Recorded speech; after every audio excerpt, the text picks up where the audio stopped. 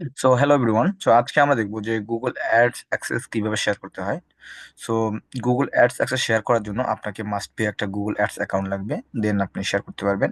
So Google ads account আর Google business অ্যাকাউন্টের মধ্যে পার্থক্য আছে। গুগল অ্যাড অ্যাকাউন্ট হচ্ছে সেখান থেকে আমরা অ্যাড রান করতে পারি, বাট ওই গুগল অ্যাড অ্যাকাউন্ট থেকে আমরা একটা অ্যাডেই ম্যানেজ করতে পারি। বাট যখন গুগল বিজনেস অ্যাকাউন্ট করি, গুগল বিজনেস অ্যাড অ্যাকাউন্ট করব, তখন আমরা ওইখান থেকে ওই বিজনেস অ্যাড অ্যাকাউন্ট থেকে অ্যাডও রান করতে পারবো, অ্যাজ ওয়েল অ্যাজ আমরা কি করতে পারবো, অনেকগুলো অ্যাড একসাথে ম্যানেজ করতে পারবো। সো চলুন আমরা দেখে নেই তাহলে কিভাবে আমরা গুগল অ্যাডস অ্যাক্সেস শেয়ার করতে পারি। সো আমি লগ ইন হই। আমার অটোমেটিক গুগল অ্যাড অ্যাকাউন্ট আছে, আশা করি আপনাদেরও গুগল অ্যাডস অ্যাকাউন্ট আছে। তো Google ads account access share অনেকভাবেই করা যায়, বাট আমি আজকে দেখাবো দিনের পদ্ধতি। আপনার একটা রিকোয়েস্টের মাধ্যমে হয়, আর একটা আপনি অ্যাডমিন আকারে আপনি বা স্ট্যান্ডার্ড বা যেভাবে আপনি ম্যানুয়ালি দিতে পারেন অ্যাক্সেস। তো প্রথমত আপনার এই অ্যাড অ্যাকাউন্টটা যদি কাউকে দেন, আমি যদি আমাকে দেন, আমি তাহলে অ্যাক্সেস শেয়ার করবো কিভাবে। তো এটা কন্ট্রোল করব, কপি করব। কপি করার পর আমরা কি করব, এটা আমাদের তো অ্যাড অ্যাকাউন্ট, এটা বিজনেস অ্যাকাউন্ট না, আমাকে আবার বিজনেস অ্যাকাউন্টে যাইতে হবে। তো আমরা এখন বিজনেস অ্যাকাউন্টে যাই গুগল। তো আমি সিকিউরিটি পারপাস আসলে এটা দেখাতে পারতেছি না, কারণ ওই অ্যাকাউন্টটা আমার দেখা যাবে না, কারণ ওটা প্রাইভেসি আছে। এই জন্য আমরা অ্যাক্সেস করার জন্য আমাদের প্রথমে যেতে হবে এখান থেকে মেনুতে campaign, goals, tools, billings, admin.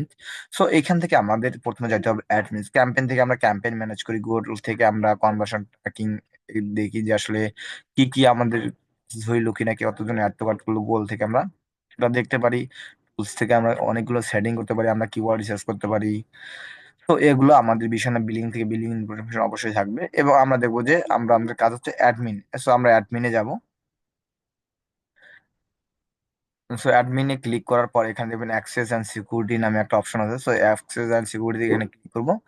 Click করার পর দেখেন আমার অলরেডি অ্যাক্সেস দেওয়া আছে, কারণ আমি চাইলে এখানে রিমুভ করে দিতে পারি এই অ্যাক্সেসটা, বাট আমার এটা দরকার আছে। সো এখান থেকে আমরা প্লাস আইকনে ক্লিক করবো। সো এখান থেকে আমাদের আমি যাকে অ্যাক্সেস শেয়ার করতে চাচ্ছি সেই জিমেলটা এখানে দিয়ে দিব। কে রয়, আমার এই জিমেলটা দিয়ে দিই। 20 30 জিমেলটা আমি দিয়ে দিলাম। Gmail, gmail.com। আমি এই জিমেলটা দিয়ে দিচ্ছিলাম। এখন আমি তাকে কি অ্যাক্সেস দিতে চাই, মিড অনলি, বিলিং, না রিড অনলি, না স্ট্যান্ডার্ড, না অ্যাডমিন।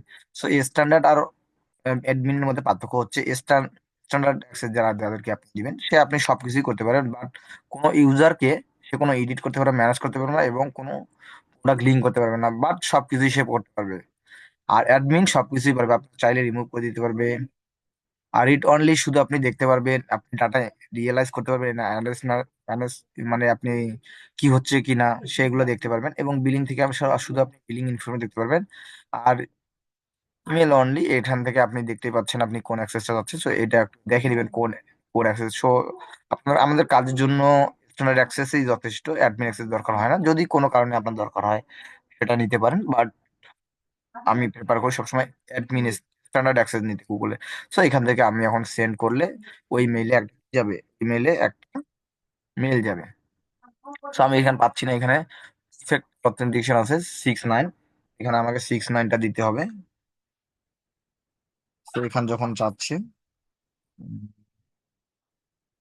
সো ইয়েস করে দিলাম। আমি ইয়েস করে দেওয়ার পর কি দিব, 6 9। সো 6 9 আমি দিয়ে দিলাম, আমার অ্যাক্সেস ডান। তো আমার এই ইনভাইটেশনটা চলে গেছে। আমি এখন আমার জিমেইলে দিয়েছি, সেই মেইলে গেলে আমি দেখতে পারবো যে আমার কাছে একটা মেইল আসছে। তো কে রয়, আমি মেইলে যাই, মেইলে গেলে দেখবো আমার একটা গুগল অ্যাডস অ্যাক্সেস এর মেইল আসছে। তো আশা করি আপনারা বুঝে গেছেন যে কিভাবে একটা অ্যাক্সেস নিতে হয়। তো এখনো আসেনি।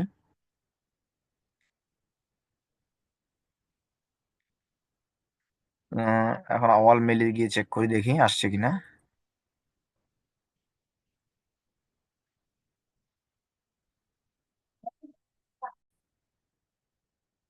তো আমার এখানে কিন্তু অ্যাক্সেস সেন্ড হয়েছে। আমি আবারও মেলটা চেক করে দেখি আসলে মেল আসছে কিনা। একটু সময় নেই কখনো, বাট সাথে সাথে অলমোস্ট অফ দ্য টাইম আপনার সাথে সাথে আসবে। তো এটা নিয়ে চিন্তা ভাবনার কিছু নাই। So, আমি আবার এই ফ্রেশ পেজটা লোড দিয়ে আমার দেখি আসলে। দেখেন গুগল অ্যাডস অ্যাকাউন্টের একটা ইনভাইটেশন চলে আসে। তো এখান থেকে অ্যাকসেপ্ট ইনভাইটেশন করলে আমার দেখেন এখানে ট্র্যাকিং বাই জিটিএম আমার গুগল অ্যাডস অ্যাকাউন্ট আইডি চলে আসে। তো এখানে আমি কপি করে নেব এবং আমি যদি এখন ইনভাইট অ্যাকসেপ্ট করি তাহলে আমার কি আমি অ্যাড অ্যাকাউন্টে সবকিছু অ্যাক্সেস পেয়ে যাব। এখানে এখানে এখানে কিছু ইনফরমেশন চাচ্ছে, বাট এটা মূলত চায় না কখনো কখনো। এটা আপনি যে কোনো কেস দিয়ে দিবেন এবং কন্টিনিউ। ফ্যাক্টর অথেন্টিকেশন চাচ্ছে এই জন্য যে কারণ আমার ওই ইমেলটাতে ফ্যাক্টর অথেন্টিকেশন আছে, সেজন্য আমি অথেন্টিকেশন চাচ্ছে, বাট আমি অথেন্টিকেশন দিব না। আমি যদি না দেই, এটা একটা সিকিউরিটি পারপাস। আপনি যে অ্যাকাউন্ট থেকে অ্যাক্সেস দিচ্ছেন, আমি ওখানে বলে দিয়েছিলাম যে অবশ্যই মাস্ট বি তার একটা টু ফ্যাক্টর অথেন্টিকেশন লাগবে। সেজন্য সেটা আসলে এটা দিতে হবে আপনাকে। যদি আপনার আপনার ক্লায়েন্টের যদি টু ফ্যাক্টর অথেন্টিকেশন এটা এই সিকিউরিটি না রাখে তাহলে আপনি পারবেন, ঠিক আছে। বাট আমি এখানে রিকমেন্ডেশন করে দিয়েছিলাম যে না, আমি যাকে অ্যাক্সেস দিব মাস্ট বি তার টু ফ্যাক্টর অথেন্টিকেশন থাকতে হবে। তো আশা করি আপনারা বুঝে গেছেন। তো থ্যাংক ইউ।